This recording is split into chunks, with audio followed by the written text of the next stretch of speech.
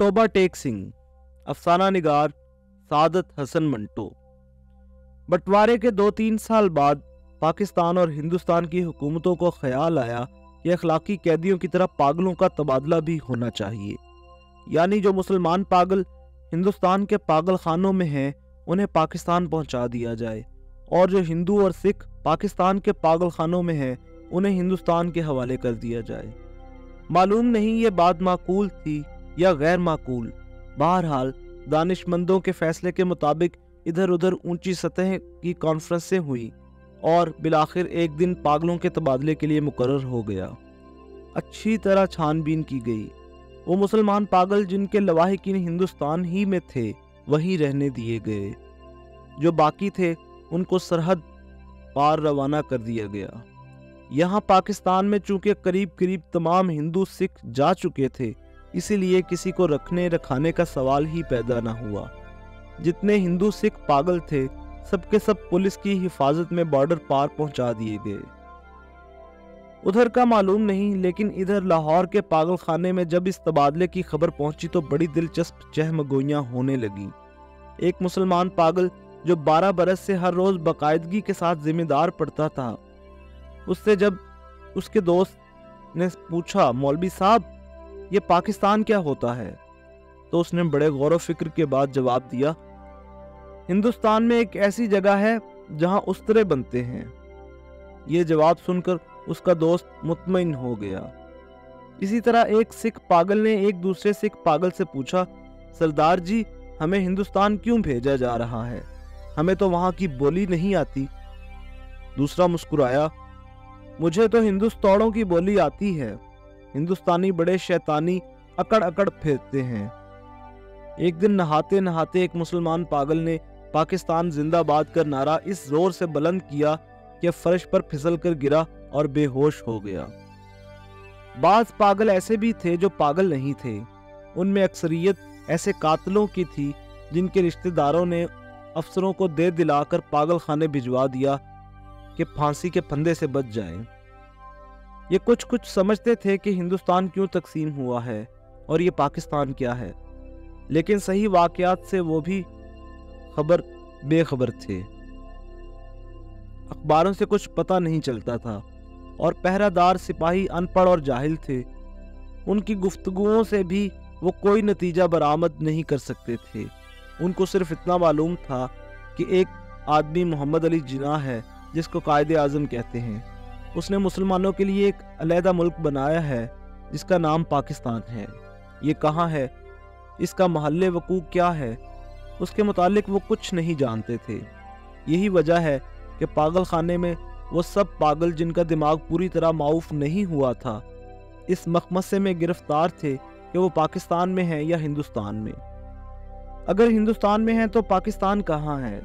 अगर वो पाकिस्तान में हैं तो ये कैसे हो सकता है कि वो कुछ अरसे पहले यहीं रहते हुए भी हिंदुस्तान में थे? एक पागल तो पाकिस्तान और हिंदुस्तान और पाकिस्तान के चक्कर में कुछ ऐसा गिरफ्तार हुआ कि और ज्यादा पागल हो गया। झाड़ू देते एक दिन दरख्त पर चढ़ गया और टहनी पर बैठकर 2 घंटे मुसलसल तकरीर करता रहा जो पाकिस्तान और हिंदुस्तान के नाजुक मसले पर थी। सिपाहियों ने उसे नीचे उतरने को कहा तो वो और ऊपर चढ़ गया। डराया धमकाया तो उसने कहा, मैं हिंदुस्तान में रहना चाहता हूं ना पाकिस्तान में, मैं इसी दरख्त पर ही रहूंगा। बड़ी मुश्किलों के बाद जब उसका दौरा सर्द पड़ा तो वो नीचे उतरा और अपने हिंदू सिख दोस्तों से गले मिल मिल कर रोने लगा। इस ख्याल से उसका दिल भर आया कि वो हिंदुस्तान छोड़कर चले जाएंगे। एक एमएससी पास रेडियो इंजीनियर जो मुसलमान था और दूसरे पागलों से बिल्कुल अलग थलग बाग की एक खास रविश पर सारा दिन खामोश टहलता रहता था। ये तब्दीली नमूदार हुई कि उसने तमाम कपड़े उतारकर दफादार के हवाले कर दिए और नंग धड़ंग सारे बाग में चलना फिरना शुरू कर दिया। चिन्योट के एक मोटे मुसलमान पागल ने, जो मुस्लिम लीग का सरगर्म कारकुन रह चुका था और दिन में 15-16 मरतबा नहाया करता था, यकलख्त ये आदत तर्क कर दी। उसका नाम मोहम्मद अली था। चुनाचे उसने एक दिन अपने जंगले में ऐलान कर दिया कि वो कायदे आज़म मोहम्मद अली जिन्ना है। उसकी देखा देखी एक सिख पागल मास्टर तारा सिंह बन गया। करीब था कि उस जंगले में खून खराबा हो जाए, मगर दोनों को खतरनाक पागल करार देकर अलहदा-अलहदा बंद कर दिया गया। लाहौर का एक नौजवान हिंदू वकील था जो मोहब्बत में नाकाम होकर पागल हो गया था। जब उसने सुना कि अमृतसर हिंदुस्तान में चला गया है तो उसे बहुत दुख हुआ। उसी शहर की एक हिंदू लड़की से उसे मोहब्बत हुई थी। गो उसने उस वकील को ठुकरा दिया था, मगर दीवानगी की हालत में भी वो उसको नहीं भूला था। चुनाचे वो इन तमाम हिंदू और मुस्लिम लीडरों को गालियां देता था जिन्होंने मिल मिलाकर हिंदुस्तान के दो टुकड़े कर दिए। उसकी महबूबा हिंदुस्तानी बन गई और वो पाकिस्तानी।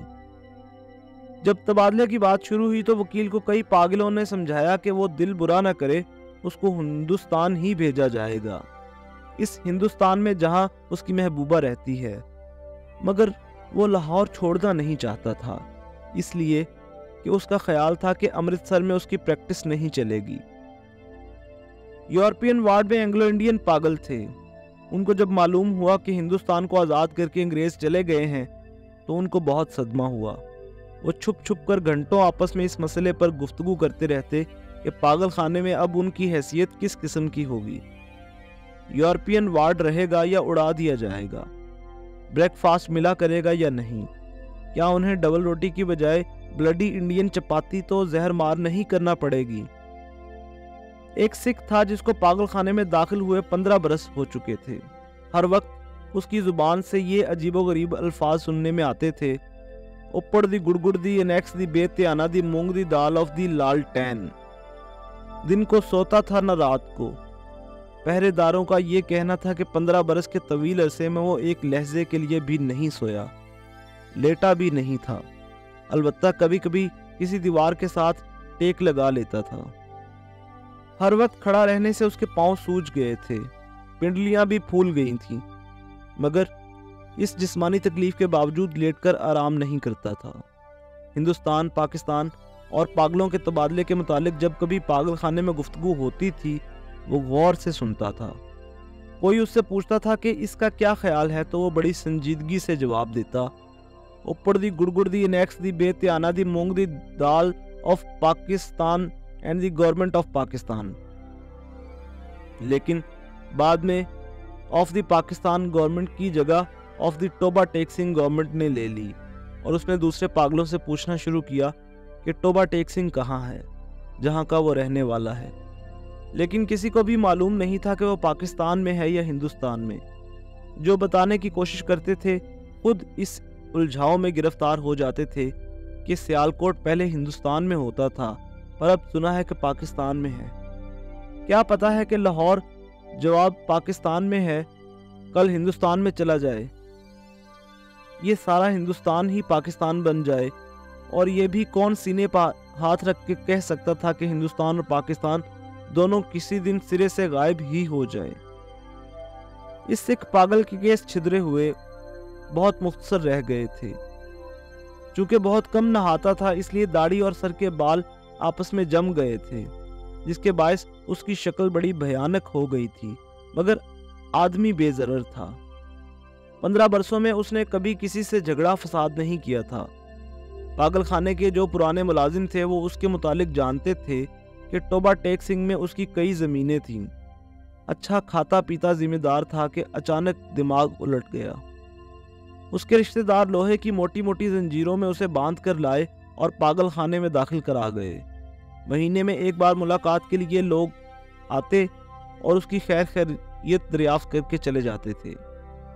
एक मुद्दत तक ये सिलसिला जारी रहा, पर जब पाकिस्तान हिंदुस्तान की गड़बड़ शुरू हुई तो उनका आना बंद हो गया। उसका नाम बिशन सिंह था, मगर उसे टोबा टेक सिंह कहते थे। उसको ये कतन मालूम नहीं था कि दिन कौन सा है, महीना कौन सा है, या कितने साल बीत चुके हैं। लेकिन हर महीने जब उसके अजीज़ व अकारब उससे मिलने के लिए आते तो उसे अपने आप पता चल जाता था। चुनाचा वो दफादार से कहता कि उसकी मुलाकात आ रही है। उस दिन वो अच्छी तरह नहाता, बदन पर खूब साबुन घिसता और सर में तेल लगाकर कंघा करता। अपने कपड़े जो वो कभी इस्तेमाल नहीं करता था निकलवा कर पहनता और यूं सज कर मिलने वालों के पास जाता। اس سے کچھ پوچھتے تو وہ خاموش رہتا یا کبھی کبھار اوپر دی گڑگڑ دی انیکس دی بے تیانا دی مونگ دی دال آف دی لالٹین کہتا۔ اس کی ایک لڑکی تھی جو ہر مہینے ایک انگلی بڑھتی بڑھتی 15 برسوں میں جوان ہو گئی تھی۔ بشن سنگھ اس کو پہچانتا ہی نہیں تھا۔ وہ بچی تھی جب وہ اپنے باپ کو دیکھ کر روتی تھی، جوان ہوئی تب بھی اس کی آنکھوں سے آنسو بہتے تھے۔ پاکستان اور ہندوستان کا قصہ شروع ہوا تو اس نے دوسرے پاگلوں سے پوچھنا شروع کیا کہ ٹوبا ٹیک سنگھ کہاں ہے۔ جب اطمینان بخش جواب نہ ملا تو اس کی کرید دن بدن بڑھتی گئی۔ اب ملاقات بھی نہیں آتی تھی۔ پہلے تو اسے اپنے آپ پتہ چل جاتا تھا کہ ملنے والے آ رہے ہیں، پر اب جیسے اس کے دل کی آواز بھی بند ہو گئی تھی جو اسے ان کی آمد کی خبر دے دیا کرتی تھی۔ اس کی بڑی خواہش تھی کہ وہ لوگ آئیں جو اس سے ہمدردی کا اظہار کرتے تھے اور اس کے لیے پھل، مٹھائیاں اور کپڑے لاتے تھے۔ وہ اگر ان سے پوچھتا کہ ٹوبا ٹیک سنگھ کہاں ہے تو وہ اسے یقیناً بتا دیتے کہ پاکستان میں ہے یا ہندوستان میں، کیونکہ اس کا خیال تھا کہ وہ ٹوبا ٹیک سنگھ ہی سے آتے ہیں جہاں اس کی زمینیں ہیں۔ پاگل خانے میں ایک پاگل ایسا بھی تھا جو خود کو خدا کہتا تھا۔ اس سے جب ایک روز بشن سنگھ نے پوچھا کہ ٹوبا ٹیک سنگھ پاکستان میں ہے یا ہندوستان میں تو اس نے حسب عادت کہہ کہا لگایا اور کہا وہ پاکستان میں ہے نہ ہندوستان میں، اس لیے کہ ہم نے ابھی تک حکم نہیں دیا۔ بشن سنگھ نے اس خدا سے کئی مرتبہ منت سماجت سے کہا کہ وہ حکم دے دے تاکہ جھنجٹ ختم ہو، مگر وہ بہت مصروف تھا، اس لیے کہ اسے اور بے شمار حکم دینے تھے۔ ایک دن تنگ آ کر وہ اس پر برس پڑا۔ اوپر دی گڑگڑ دی انیکس دی بے تیانا دی مونگ دی دال آف واہے گرو جی اینڈ خالصہ واہے گرو جی کی فتح، جو بولے سو نہال ست سری اکال۔ اس کا شاید یہ مطلب تھا کہ تم مسلمانوں کے خدا ہو، سکھوں کے خدا ہوتے تو ضرور میری سنتے۔ تبادلے سے کچھ دن پہلے ٹوبا ٹیک سنگھ کا ایک مسلمان جو اس کا دوست تھا ملاقات کے لیے آیا۔ پہلے وہ کبھی نہیں آیا تھا۔ جب بشن سنگھ نے اسے دیکھا تو ایک طرف ہٹ گیا اور واپس جانے لگا، مگر سپاہیوں نے اسے روکا۔ یہ تم سے ملنے آیا ہے، یہ تمہارا دوست فضل دین ہے۔ بشن سنگھ نے فضل دین کو ایک نظر دیکھا اور کچھ بڑبڑانے لگا۔ فضل دین نے آگے بڑھ کر اس کے کندھے پر ہاتھ رکھا۔ میں بہت دنوں سے سوچ رہا تھا کہ میں تم سے ملوں، لیکن فرصت ہی نہ ملی۔ تمہارے سب آدمی خیریت سے ہندوستان چلے گئے۔ مجھ سے جتنی مدد ہو سکی میں نے کی۔ تمہاری بیٹی روپ کور، وہ کچھ کہتے کہتے رک گیا۔ بشن سنگھ کچھ یاد کرنے لگا۔ بیٹی روپ کور؟ فضل دین نے رک رک کر کہا، ہاں وہ بھی ٹھیک ٹھاک ہے، ان کے ساتھ ہی چلی گئی۔ بشن سنگھ خاموش رہا۔ فضل دین نے کہنا شروع کیا، انہوں نے مجھ سے کہا تھا کہ تمہاری خیر خیریت پوچھتا رہوں۔ اب میں نے سنا ہے کہ تم ہندوستان جا رہے ہو۔ بھائی بلبیر سنگھ اور بھائی ودھاوا سنگھ سے میرا سلام کہنا، اور بہن امرت کور سے بھی۔ بھائی بلبیر سے کہنا فضل دین راضی خوشی ہے۔ 2 بوری بھینسیں جو وہ چھوڑ کر گئے تھے ان میں سے ایک نے کٹا دیا ہے اور دوسری کے کٹی ہوئی تھی، پر وہ 6 دن کی ہو کے مر گئی۔ اور میرے لائق جو خدمت ہو کہنا، میں ہر وقت تیار ہوں، اور یہ تمہارے لیے تھوڑے سے مرونڈے لایا ہوں۔ بشن سنگھ نے مرونڈوں کی پوٹلی لے کر پاس کھڑے سپاہی کے حوالے کر دی اور فضل دین سے پوچھا، ٹوبا ٹیک سنگھ کہاں ہے؟ فضل دین نے قدر حیرت سے کہا، کہاں ہے؟ وہیں ہے جہاں تھا۔ بشن سنگھ نے پھر پوچھا، پاکستان میں یا ہندوستان میں؟ ہندوستان میں؟ نہیں، پاکستان میں۔ فضل دین بوکھلا سا گیا۔ بشن سنگھ بڑبڑاتا ہوا چلا گیا۔ اوپر دی گڑگڑ دی انیکس دی بے تیانا دی مونگ دی دال of Pakistan and Hindustan of the در فٹے منہ۔ تبادلے کی تیاریاں مکمل ہو چکی تھیں۔ ادھر سے ادھر اور ادھر سے ادھر آنے والے پاگلوں کی فہرستیں پہنچ گئی تھیں، اور تبادلے کا دن بھی مقرر ہو چکا تھا۔ سخت سردیاں تھیں جب لاہور کے پاگل خانے سے ہندو سکھ پاگلوں سے بھری ہوئی لاریاں پولیس کے محافظ دستے کے ساتھ روانہ ہوئی۔ متعلقہ افسر بھی ہمراہ تھے۔ واگا کے بارڈر پر طرفین کے سپرنٹینڈنٹ کے ایک دوسرے سے ملے اور ابتدائی کارروائی ختم ہونے کے بعد تبادلہ شروع ہو گیا جو رات بھر جاری رہا۔ پاگلوں کو لاریوں سے نکالنا اور ان کے دوسرے افسروں کے حوالے کرنا بڑا کٹھن کام تھا۔ بعض تو باہر نکلتے ہی نہیں تھے، جو نکلنے پر رضامند ہوئے تھے ان کو سنبھالنا مشکل ہو جاتا تھا کیونکہ ادھر ادھر بھاگ اٹھتے تھے۔ جو ننگے تھے ان کو کپڑے پہنائے جاتے، وہ پھاڑ کر اپنے تن سے جدا کر دیتے۔ کوئی گالیاں بک رہا ہے، کوئی گا رہا ہے، آپس میں لڑ جھگڑ رہے ہیں، رو رہے ہیں، بلک رہے ہیں، کان پڑی آواز سنائی نہیں دیتی تھی۔ پاگل عورتوں کا شور و غوغا الگ تھا، اور سردی اتنی کڑاکے کی تھی کہ دانت سے دانت بج رہے تھے۔ پاگلوں کی اکثریت اس تبادلے کے حق میں نہیں تھی، اس لیے کہ ان کی سمجھ میں نہیں آتا تھا کہ انہیں اپنی جگہ سے اکھاڑ کر کہاں پھینکا جا رہا ہے۔ وہ چند جو کچھ سوچ سمجھ سکتے تھے پاکستان زندہ باد اور پاکستان مردہ باد کے نعرے لگا رہے تھے۔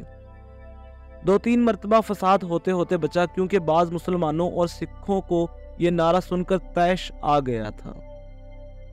جب بشن سنگھ کی باری آئی اور واگا کے اس پار متعلقہ افسر اس کا نام رجسٹر میں درج کرنے لگا تو اس نے پوچھا، ٹوبہ ٹیک سنگھ کہاں ہے، پاکستان میں یا ہندوستان میں؟ متعلقہ افسر ہنسا، پاکستان میں۔ یہ سن کر بشن سنگھ اچھل کر ایک طرف ہٹا اور دوڑ کر اپنے باقی ماندہ ساتھیوں کے پاس پہنچ گیا۔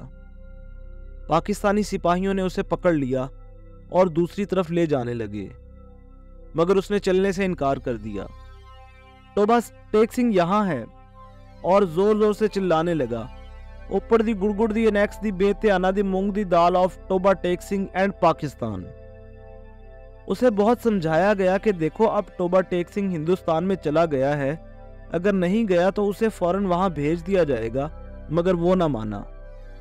جب اس کو زبردستی دوسری طرف لے جانے کی کوشش کی گئی تو وہ درمیان میں ایک جگہ اس انداز میں اپنی سوجی ہوئی ٹانگوں پر کھڑا ہو گیا جیسے اب اسے کوئی طاقت وہاں سے نہیں ہلا سکے گی۔ آدمی چونکہ بے ضرر تھا اس لیے اس سے مزید زبردستی نہ کی گئی، اس کو وہیں کھڑا رہنے دیا گیا اور تبادلے کا کام ہوتا رہا۔ سورج نکلنے سے پہلے ساکت و سامت بشن سنگھ کے حلق سے ایک فلک شگاف چیخ نکلی۔ ادھر ادھر سے کئی افسر دوڑے آئے اور دیکھا کہ وہ آدمی جو 15 برس تک دن رات اپنی ٹانگوں پر کھڑا رہا تھا اوندھے منہ لیٹا ہے۔ ادھر خاردار تاروں کے پیچھے ہندوستان تھا، ادھر ویسے ہی تاروں کے پیچھے پاکستان۔ درمیان میں زمین کے اس ٹکڑے پر جس کا کوئی نام نہیں تھا ٹوبہ ٹیک سنگھ پڑا تھا۔